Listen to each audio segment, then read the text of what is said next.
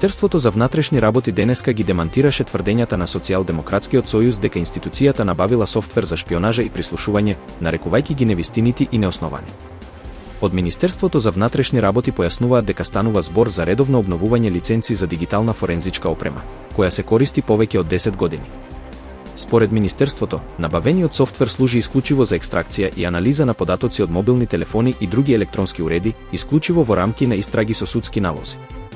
Од Министерството за внатрешни работи нагласуваат дека оваа алатка не овозможува прислушување, туку се користи во рамки на законските процедури. Институцијата потсетува дека ист тип на софтвер бил набавен и во 2021 година кога министер за внатрешни работи бил кадар на Социјалдемократскиот сојуз, што според Министерството за внатрешни работи ја прави актуелната критика контрадикторна. Тие додаваат дека набавката е спроведена транспарентно и во согласност со Законот за јавни набавки. Министерството апелира политичките партии да не шират дезинформации што ја подкопуваат довербата во институциите. Борбата против криминалот мора да биде заеднички приоритет, а не повод за политички конструкции, се наведува во завршницата од соопштението. Министерот за надворешни работи и надворешна трговија, Тимчо Муцунски, започна работна посета на Казахстан, поточно престојува во Астана, каде ќе оствари серија средби со врвни казахстански официјални лица. Целта на посетата е воспоставување и унапредување на билатералната соработка, особено во сферата на надворешно-трговските односи. За време на престојот, Муцунски ќе се сретне со представници на владеачките кругови во Астана, со цел зајакнување на трговските и економските врски меѓу двете земји.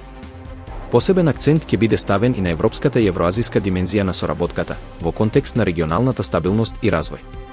Министерот ќе презентира конкретни предлози и проекти за заеднички инвестиции, со цел промоција на македонскиот извоз и привлекување на казахстански бизнис во Македонија.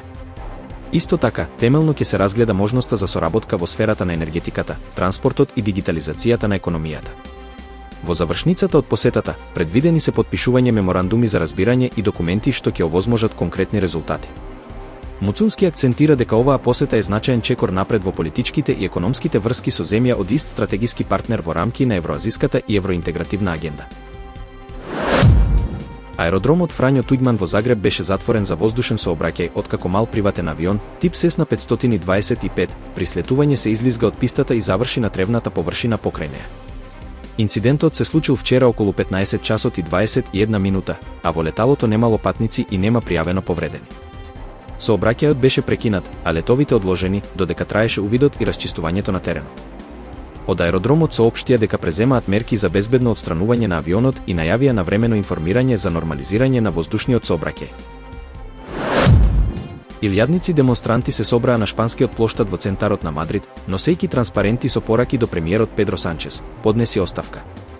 Митингот го организираше Народната партија по објавата на аудиоснимки кои, според нив, укажуваат дека членка на Социјалистичката партија организирала клеветничка кампања против полициска единица која истражува корупциски афери поврзани со семејството и соработниците на Санчес. Обвинетата политичарка ги негираше обвинувањата, но лидерот на Народната партија, Алберто Нуњес Фејхо, остро ја нападна владата нарекувајќи ја мафијашка и поврзана со низа скандали. Според проценките на партијата, повеќе од 100.000 граѓани учествувале на протестот, кој се одржа под мотото мафија или демократија. Министерот за одбрана на Израел, Израел Кац, се закани дека ќе ги преземе сите неопходни мерки за да спречи едрилица со активисти, меѓу кои и Грета Тунберг, да стигне до Газа. Бродот Медлин отплови од Италија со цел да ја пробие поморската блокада на Израел и да достави хуманитарна помош во Газа. Кац јавно им порача на активистите да се вратат, предупредувајќи дека Израел нема да дозволи бродот да пристигне до брегот. Тој додаде дека израелските одбранбени сили се подготвени да дејствуваат и на море, копно и во воздух за да ја спроведат блокадата и да го спречат секој обид за помош на терористички групи. На бродот се наоѓа и француската пратеничка Рима Хасан, која веќе има забрана за влез во Израел. Израел минатиот месец почна да дозволува основна хуманитарна помош во Газа, но состојбата со храната останува критична, предупредуваат работниците. Француските патници на бродот апелираа до претседателот Емануел Макрон за итна дипломатска поддршка и безбедно преминување до Газа, со цел да се обезбеди успешна хуманитарна мисија.